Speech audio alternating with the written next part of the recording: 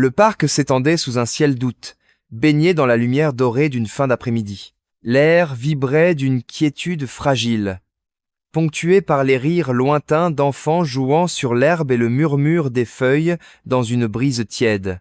Des familles dispersées pique-niquaient sous les chênes centenaires, leurs couvertures colorées comme des taches de peinture sur un tableau vivant. Les odeurs d'herbes fraîchement coupées et de pain grillé flottaient, mêlées au bourdonnement discret des abeilles. Pourtant, pour Thomas Whittaker, ce décor idyllique semblait étrangement distant, comme si le monde entier s'était rétréci à la silhouette frêle de son fils, Daniel, assis dans son fauteuil roulant.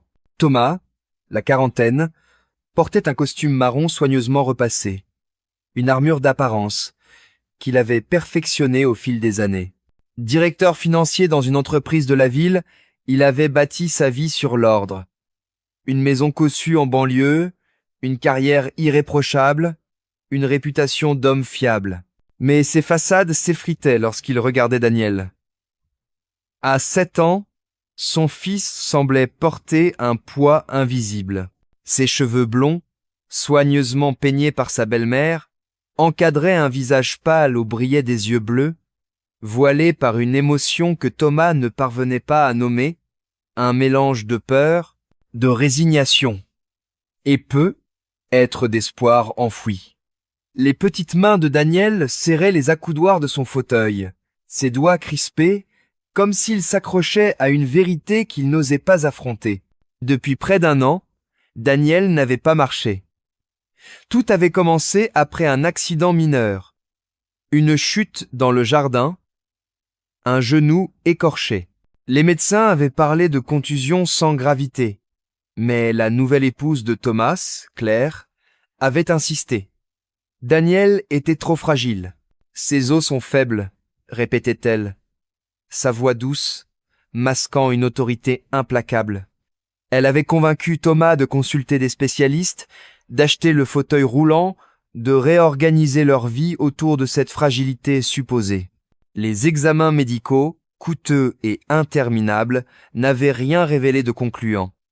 Mais Claire balayait chaque diagnostic optimiste. « Ils ne comprennent pas, » disait-elle, caressant les cheveux de Daniel avec une tendresse qui semblait à Thomas, à l'époque, pleine d'amour. Il s'était plié à ses jugements, étouffant ses doutes par peur de briser l'harmonie de leur mariage récent.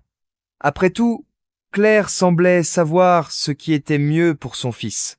Mais ce jour-là, dans le parc, tout changea.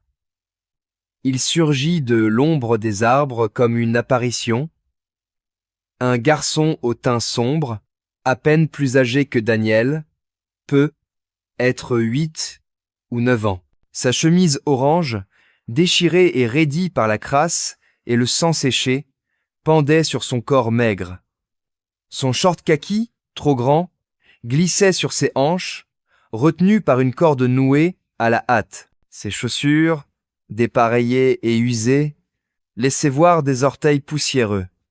Pourtant, il dégageait une énergie brute, presque magnétique, comme une flamme vacillante, mais indomptable. Ses yeux noirs, profonds et hantés, portaient une sagesse douloureuse, celle d'un enfant qui avait vu trop de vérités cruelles. Il s'arrêta à quelques mètres, son regard passant de Thomas à Daniel. « Tu ne connais pas la vérité, dit-il. » Sa voix tremblante mais ferme, comme s'il puisait son courage dans une source profonde et fragile. Il pointa un doigt maigre vers le fauteuil roulant. « Ta nouvelle femme ne laisse pas ton fils marcher. » Thomas s'immobilisa, le souffle coupé. Les mots frappèrent comme un éclair, faisant vaciller tout ce qu'il croyait savoir. Sa poitrine se serra, son pouls résonnant dans ses tempes. Il baissa les yeux vers Daniel, dont les lèvres s'entr'ouvrirent dans un soupir aigu, presque inaudible. Dans son fauteuil, le garçon parut rapetissé, comme si les mots avaient aspiré l'air autour de lui. « Quoi ?» La voix de Thomas se brisa, son assurance habituelle, celle d'un homme habitué à commander, réduite à une incrédulité brute. « Qu'est-ce que tu viens de dire ?» Le garçon ne cilla pas. Ses poings se serrèrent. Sa mâchoire se crispa. Il plongea son regard dans celui de Thomas, puis dans celui de Daniel, sa voix gagnant en intensité, chargée d'une douleur qui semblait le déchirer de l'intérieur. « Elle t'empêche de marcher. Elle te dit que tu es faible. Elle vous ment à tous les deux.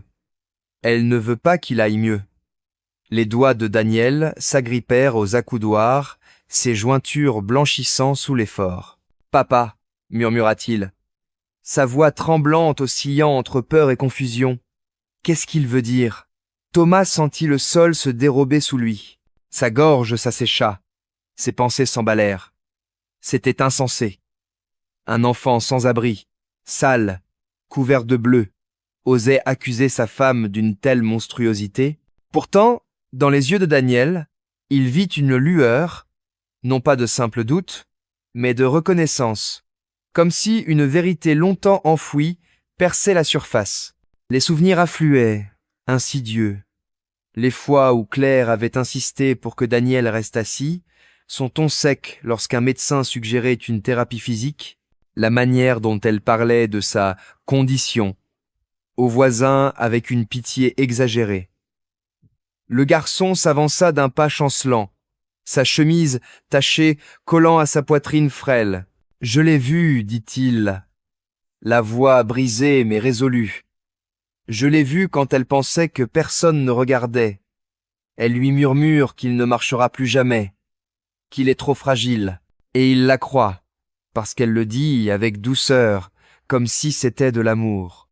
Elle le garde enfermé dans ce fauteuil, pour que tout le monde la voie comme une sainte, une mère dévouée. » Le monde de Thomas se rétrécit, ne laissant que ces mots, ce garçon et son fils. Il retint son souffle, incapable de détourner les yeux de l'enfant en haillons. Ce n'était pas un simple vagabond. Ses paroles portaient une vérité trop précise, trop acérée, comme une lame taillée dans l'expérience. La petite voix de Daniel brisa le silence, fragile comme une brindille. « Papa, c'est vrai, je ne suis pas malade ?» Thomas sentit ses jambes trembler. Son monde, son mariage, ses choix, sa confiance aveugle en Claire, s'effritaient comme du sable entre ses doigts. Il voulait nier, protéger son fils de cette vérité insoutenable. Mais les yeux du garçon, ses yeux noirs qui semblaient porter le poids d'une vie entière, l'en empêchaient. « Qui es-tu » demanda Thomas, la voix rauque, ses mains crispées sur le fauteuil de Daniel. « Comment peux-tu savoir tout ça ?» Le visage du garçon se durcit, mais ses yeux brillaient, comme si la vérité qu'il portait le brisait autant qu'elle le soutenait. « Parce que j'ai vécu avec elle, » répondit-il, sa voix tremblant sous le poids des souvenirs. « Elle était ma mère adoptive. » Le cœur de Thomas s'arrêta. Les paroles du garçon déferlèrent comme une tempête, balayant tout sur leur passage. « Elle m'a recueilli dans un foyer quand j'avais 5 ans. Tout le monde la trouvait gentille, généreuse, mais ce n'était pas vrai. Elle voulait quelqu'un à contrôler, quelqu'un pour faire croire au monde qu'elle était bonne. Elle me disait que je ne valais rien, que je ne pouvais ni apprendre, ni courir, ni être comme les autres enfants. Elle me laissait parfois sans manger, disant que c'était ma faute si elle était en colère. Et quand j'ai essayé de m'enfuir, elle m'a fait mal. » Il désigna sa chemise déchirée, révélant des cicatrices pâles qui zébraient sa peau sombre. « Je me suis enfui il y a 1 an, mais je l'ai revu, ici, dans ce parc, avec ton fils. Je l'ai vu faire la même chose, le convaincre qu'il est brisé, parce que s'il guérit, elle perd son pouvoir sur lui. » Thomas recula, les jambes flageolantes, l'estomac noué. Des fragments de souvenirs se rejouaient dans sa tête. Implacable, la voix aiguë de Claire chaque fois que Daniel tentait de se lever, sa précipitation à l'arrêter invoquant la fragilité de ses os. Les regards de pitié qu'elle récoltait des voisins, des amis, des inconnus, lorsqu'elle poussait le fauteuil de Daniel en public. La manière dont elle avait isolé le garçon, refusant les invitations à jouer avec d'autres enfants, prétextant que le monde était trop dangereux pour lui. Thomas avait cru que c'était de l'amour, une protection maternelle. Maintenant, cela ressemblait à une toile soigneusement tissée pour emprisonner, Le visage de Daniel pâlit, ses lèvres tremblaient. « Papa !» murmura-t-il. Sa voix si faible qu'elle sembla se perdre dans la brise. « Je peux marcher ?» Le garçon hocha la tête, des larmes roulant sur ses joues poussiéreuses. « Oui, mais tu ne le crois pas parce qu'elle t'a convaincu du contraire. » Un silence lourd s'installa, seulement troublé par le chant lointain d'un oiseau. Thomas s'accroupit près de son fils, la gorge nouée par une émotion qu'il ne pouvait contenir. « Daniel, » murmura-t-il, « essaie, pas pour elle, pas pour moi, pour toi. » Les mains de Daniel tremblèrent en lâchant les accoudoirs. Sa respiration s'accéléra, saccadée, comme s'il redécouvrait son propre corps. Lentement, il pressa ses paumes contre le fauteuil, se hissant vers l'avant. Ses jambes frêles, pâles sous le soleil, vacillèrent comme des roseaux dans le vent. Thomas le soutint, une main légère sur son épaule, les yeux brûlants de larmes contenues. Le garçon en haillons, immobile, semblait retenir son souffle, ses muscles tendus par l'attente. « Vas-y, fiston !» murmura Thomas, la voix enrouée par l'émotion. Un pas, juste un. Le pied de Daniel toucha l'herbe, hésitant, tremblant. Son genou plia, menaçant de céder, mais il tint bon. Puis l'autre pied suivit, maladroit mais déterminé. Un hoquet de surprise échappa à Daniel. Un son à mi-chemin entre le rire et le sanglot. « Papa !» souffla-t-il, les yeux écarquillés. « Je suis debout !» La poitrine de Thomas se souleva, submergé par un torrent d'émotions. Il éclata d'un rire brisé, mêlé de larmes, et serra son fils contre lui, comme s'il pouvait ainsi retenir ce moment pour toujours. À quelques pas, le garçon en haillons observait en silence son visage sale strié de larmes. Ses yeux brillaient d'un mélange de soulagement et de douleur, comme s'il voyait, pour la première fois, une victoire qu'il n'avait jamais osé imaginer. Thomas se tourna vers lui, la voix tremblante. « Tu l'as sauvé. Tu nous as sauvés. Comment tu t'appelles » Le garçon hésita, ses lèvres frémissant. « Marcus » murmura-t-il enfin, comme si prononcer son propre nom était un acte de courage. Thomas hocha la tête, une détermination farouche dans le regard. « Marcus, tu ne retourneras pas dans la rue. Pas après ça.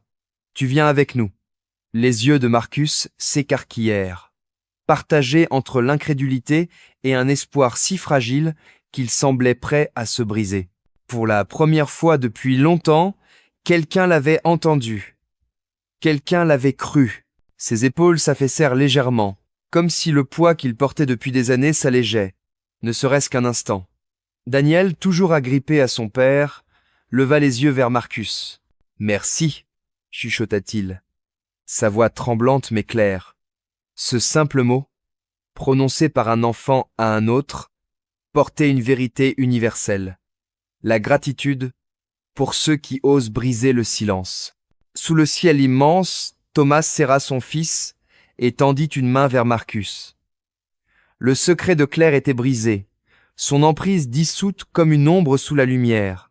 La vérité, venue d'un garçon marqué par les cicatrices et le courage, avait libéré plus qu'un enfant d'un fauteuil roulant. Elle avait rappelé à Thomas que la force réside dans l'écoute, dans la foi en ceux que le monde ignore, et dans le refus de laisser la peur étouffer la vérité. Alors qu'ils s'éloignaient, Daniel vacillant mais debout, Marcus à leur côté, le parc retrouva son calme. Mais pour eux trois, le monde ne serait plus jamais le même. Ils portaient désormais une promesse silencieuse. Plus jamais ils ne laisseraient quiconque leur voler leur voix. Si vous avez aimé cette histoire, n'oubliez pas de mettre un j'aime et de vous abonner pour découvrir d'autres récits émouvants, dramatiques et inattendus. Et dites-nous dans les commentaires d'où vous nous regardez. Nous sommes ravis d'avoir de vos nouvelles. À la prochaine, restez bienveillants, curieux et continuez à nous suivre.